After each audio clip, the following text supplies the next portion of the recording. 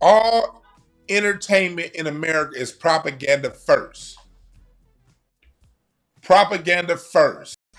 But just understand this: everything in America is propaganda. Um, America uses its propaganda in a lot of ways. It uses it more so than active warfare. We learn in the ISIS papers by Francis Cress Welsing, we learn that in other publications that when Hitler was studying how to use propaganda, they came to America, the Germans. Germany came to America to see how they propagandized Black Americans. Movies like Birth of a Nation in 1916 incited mass killings of Black people. It really led to Red Summer 1919. Red Summer 1919 was a direct influence from Birth of a Nation, a movie that was screened in the White House by President Woodrow Wilson. Images tell a story, and any image that's being curated through, especially a mainstream format, is very intentional. Everything's intentional. Everything. But contrary to popular belief, everything is a negative. In order for these systems to work at play the way they work, they have to give you two options. We're all given a choice. On the propaganda is being put out on both ends. Now the propaganda they want you to go on, they're going to give you more weight to it. But propaganda is what was used to demonize Black people, to elevate the police. You find, and look up what I'm saying. I don't have time to give you links right now. But pre 1960, do you know that police in America had a very, very, very, very, very, very negative point of view? Do y'all know that?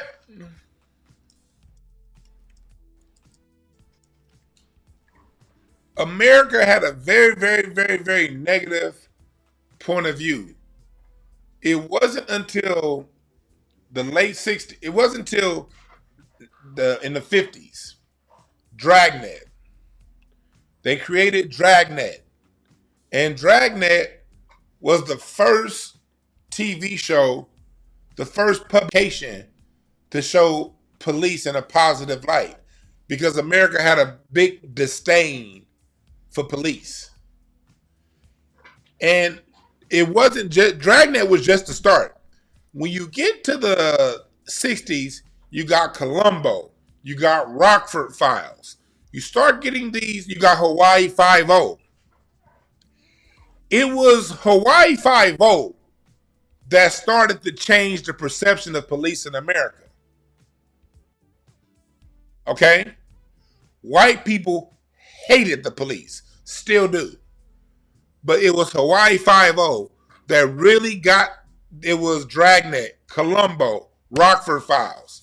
That's what started to change the opinion of police.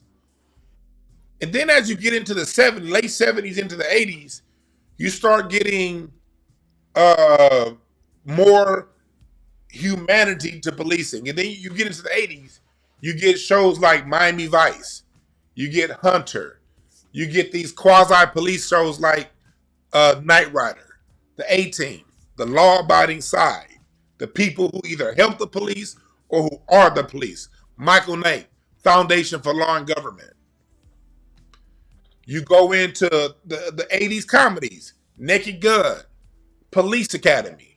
Now with Naked Gun and Police Academy, the police go from being humanized to now being your friend. Beverly Hills Cop, 48 Hours. Now Axel Foley makes the police on your side because you can see yourself. That's why Beverly Hills Cop was the biggest movie of the 80s. One of the biggest movies ever. That really brought, and you see how they use blackness to drive home the point home. Beverly Hills Cop, that brought a certain level to humanity to the police, to where now when you get to the 80s, the opinion of police is forever changed. While in real life in the 80s, you got Daryl Gates' crash unit, you got the police allegedly distributing crack and helping that, putting guns on the street, murdering people in front of your face. But the propaganda changed the minds of the populace from the police being the dirty, corrupt thugs they've always been, how America's always seen police, to where now we love the police because of propaganda.